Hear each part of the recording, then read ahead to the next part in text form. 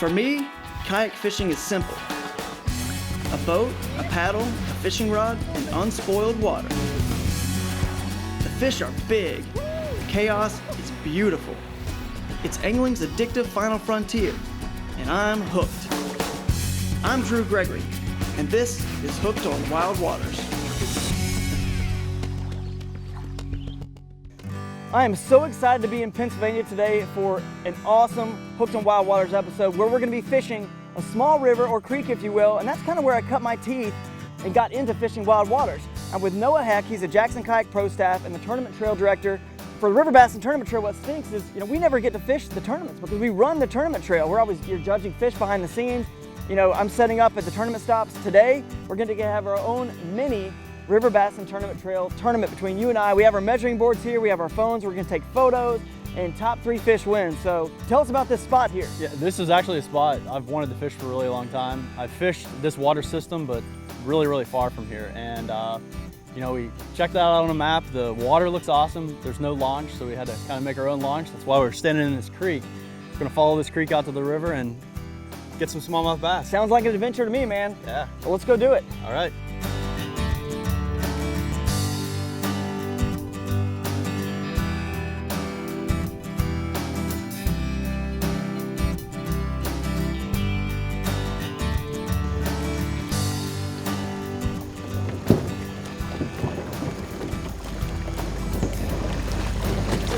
I like the fact we have to get in via this creek, you know what I mean?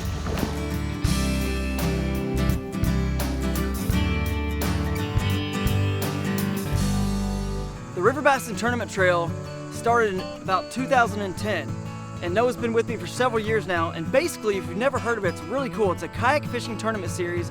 It's very eco-friendly. It's catch, photo, release, and the way we do it with live scoring is you actually take your smartphone, you go in the river and kayak fish in rivers, moving water only. You take a photo of your fish on a measuring board, you release the fish right away, and then you click on your phone and upload your photo live. The longest 3 bass of the day take the title and win usually over $2,500 in cash and prizes. In all total, at most events, we have over $10,000 in cash and prizes. If you've never been to a River Bassin event, definitely check riverbassintrail.com and see if there's a tournament stop near you. On the River Bassin Tournament Trail, you're allowed to catch any black bass species. However, in this river, it's 95% smallmouth bass, and that's what we're catching. They're probably the most fun black bass to catch because they fight so hard, and you can see, with the shape of their bodies, they're like a torpedo, they're a missile. They're very adapted to the shoals and rocky environments and wild waters that they live in.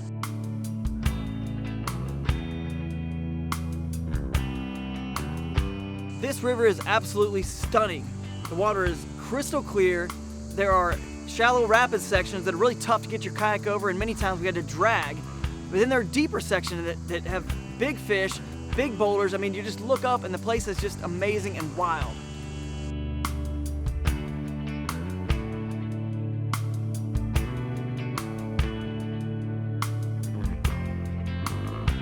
So within a few minutes of being out there, we're already getting bites. We're already catching a couple fish. I mean, we know it's gonna be a great day and the competition's gonna be great and there're gonna be a ton of fish caught. All right, first one of the day. I'm out here in these wild waters with Drew, but I got one up on him. So let's measure this guy, get him recorded, just like we do in River Bassin, and see what he adds up to. All right, 15-incher.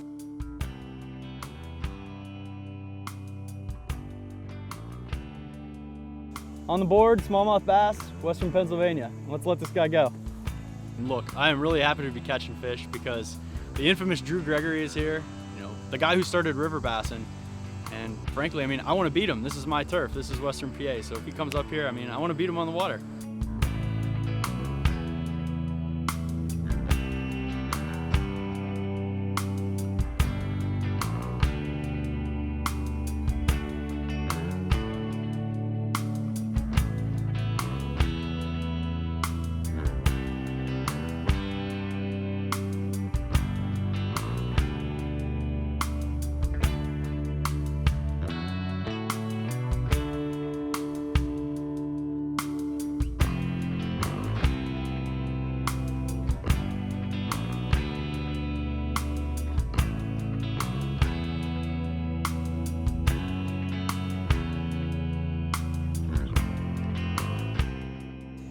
All right, so I got this smallmouth bass on a nice little Molluck's inline buzz bait, tip with a minnows from Z-Man. I love this bait, inline, it's great. I'm gonna pop this off. Actually, I'm gonna keep it on while I measure it. As long as it's not impeding the bump, I can do that.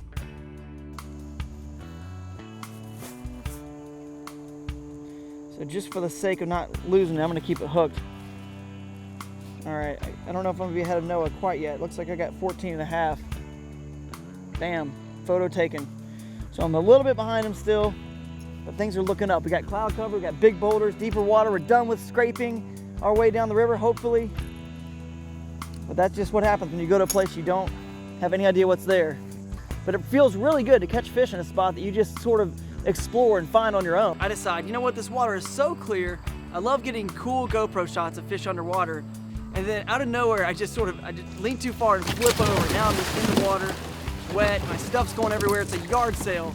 I don't know what the heck he's doing in there, but he's swimming around. It just goes to show it can happen to anybody. Navigating through these areas is not easy, but there's no question where Drew came up with the slogan, hooked on wild waters, because when you do access these areas, I mean, you can tell they're a little less touched, and I mean, they're just magical places.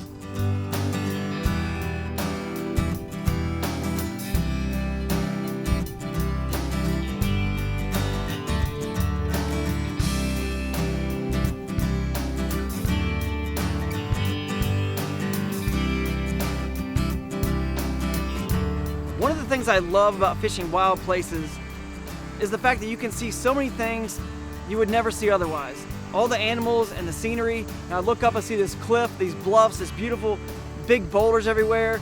At one point we even saw baby deer coming right down to the water, getting a drink. It was just incredible. The birds that were out there.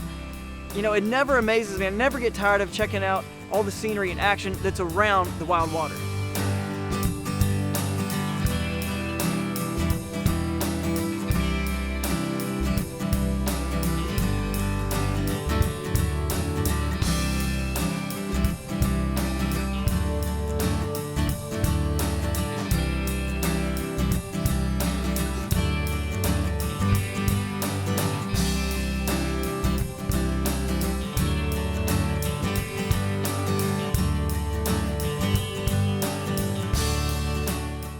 So at one point, I have this huge fish blow up in my buzzbait, and out of nowhere the line snaps. I'm thinking, what in the world happened here? But then I look over and I still see line floating in the water.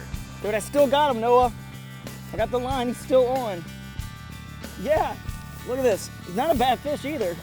There he is. Yeah, I grabbed the line, it broke off like in the middle of my line somewhere. Not a bad fish. I bring it in, it's a nice fish that's gonna count towards my stringer. Anyway, let's measure it real quick, or let's take a photo of it. 15 inches, put it on the board. Maybe 15 and a quarter. No, 15 even. All right, let her go.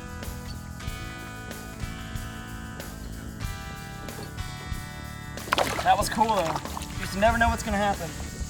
As I knew, this was not a sprint. This was more of a marathon. I begin to catch a few fish. I catch one nice one, put it on the board. I catch another nice one, put it on the board. Now, I'm up on Noah 2 fish to 1, so I got a big advantage, and there's still a long way to go. I still need a third and final fish. You know, sometimes the best way to fish some of these waters is to just get out, walk around, stretch the legs, wade fish a little bit. You don't have to be in your kayak all day long. The kayak's just the tool to get you to some of these great rivers and creeks. So that's what I'm doing here. Hopefully, we'll get bit in this section. It looks pretty good.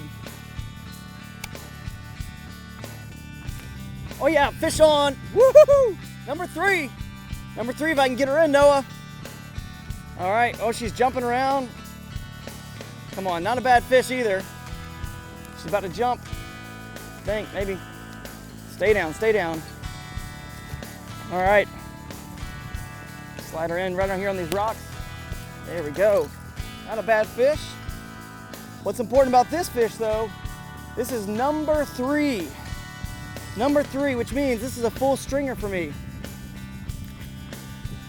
And from this point, after we measure this one, I can start catching a fish, hopefully bigger than my smallest fish on the stringer. I think this may be one of my bigger ones. All right, hold her down. Let's make sure she doesn't jump off this board. This is kind of risky. Usually you want to hook them up or keep them hooked with your lure. All right, and it looks like she's gonna go 15, maybe 15 and a quarter. Now we're just gonna call her 15. If you're fishing wild waters and you don't stop to look around and explore, you're missing out on the majority of the adventure, because that's what makes it special, not just the fishing. And right now we stopped, there's an old, busted out bridge here. There's a bunch of bricks laid around. I mean, I have no idea what's going on here. Obviously there was a major flood that really wiped through this area. I mean, what do you think? I actually don't know the history behind this. We need to figure it out then. But I know that, yeah, maybe we can go ask someone in town, learn more. Right.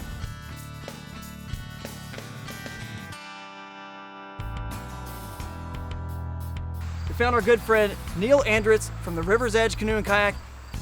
No one knows more about this river pretty much than you, man. You've been here all your life. Yeah. And how in the world did this, disaster happen? What, it's like a flood? I mean, what happened here? There was a major flood, the St. Patrick's Day flood of 1936. And what we had is just a combination of factors. A big snow melt and a rainstorm hit up in the upper River Valley system, and it caused a major dam to break and flood the river system down through all the little towns here, Avonmore, Salzburg, Apollo, and houses were actually floating down the river and smashing into the bridges. They actually, up in Avonmore, they parked a train on one of the bridges thinking it would hold the bridge in place, and it washed the entire train down into the river. Wow. This is a recovery story of sorts. Tell us a little bit about what this river used to be like. Absolutely, Drew. The Kiskiminetas River, we call it the Kiski for short. The Kiski River was once one of the top 10 polluted rivers in America. Pennsylvania is fortunate. We have 86,000 miles of stream here, but 43,000 of which were polluted by acid mine drainage. And the Kiski was one of those, and it was one of the top 10 polluted rivers in America because of that acid mine drainage.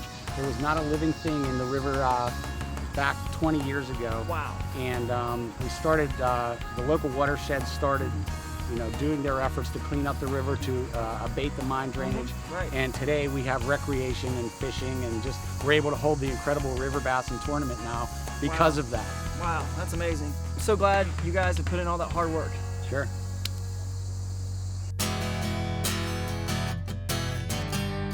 So I won't lie, Drew was ahead for a little bit during the day, and then I pretty much tied it up. Nice, decent smallie. Okay, I'll take it. 15.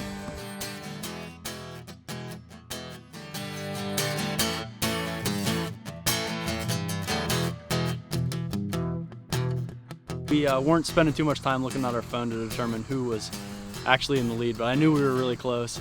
But no one had caught a really big fish that day. Both of us had missed a couple that we thought were pretty good near the end of the competition, but nobody had that big fish on the board yet.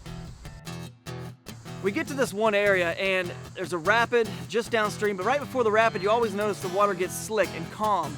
And we call that, that area that's in the first 10, 15, 20 yards of the rapid, the push water, right when it kind of picks up speed, it's the push water. And Noah makes a cast in there. Fish love to hang out there and just kind of forage. And he hits on a fish. Seems like a decent fish. But what's more important to me is he yells out, "Oh my goodness, Drew, there's a bigger one following him." There's another one following it. Oh, yeah, I did it. Yeah, I think so. This is a competition, dude. I throw a lure over there, right by his fish as he's about to bring in the kayak, and wham, I catch this bigger fish and move up just a little bit more on him. There we go. Thanks, Noah. You're welcome. So a lot of times what will happen with any kind of bass, any predator fish, obviously they're both chasing Noah's lure, and one of them gets it and he's hooked, so the other one's trying to get it out of its mouth and steal it. So you'll see fish following each other all the time, so you can throw back in. Sometimes if you have a bigger fish following your bait, you can just drop one rod, throw another bait in, and catch it when they're super, super aggressive and on. That's what we did. We used a little bit of teamwork here. And so maybe we're in the team division, the River Bassin team. I guess so we are, get a officially. combined score, right. Yeah. So I'm gonna measure mine. I think mine's definitely gonna add some inches onto my stringer. I've got about 43 and a quarter. You got it close to 44, I think. 44, yeah. So let's put this on the board and see what I have. Okay. It's gonna gain me 14 3/4. a little bit. 14 3/4, I believe so. It's probably enough to take the lead. At this point, it's late in the day, I can see the takeout up ahead. I think I've got this thing won. It may not be by much, but hey, a win is a win. And then all of a sudden, I got slammed at the end.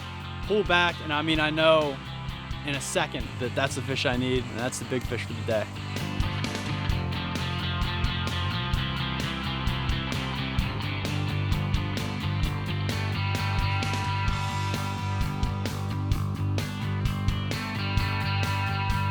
This fish is about 18 inches, and this fish is exactly what I need to beat Drew Gregory on the water.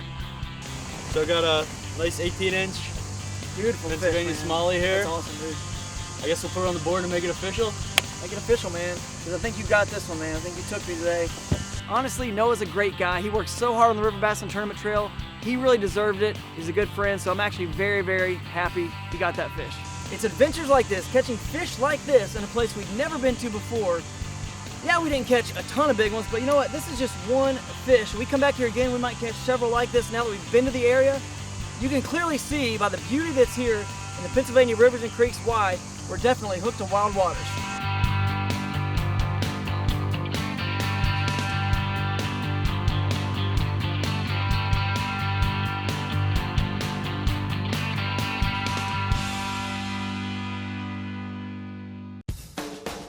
Drew Gregory's Hooked on Wild Waters has been brought to you by Jackson Kayak, we make fun.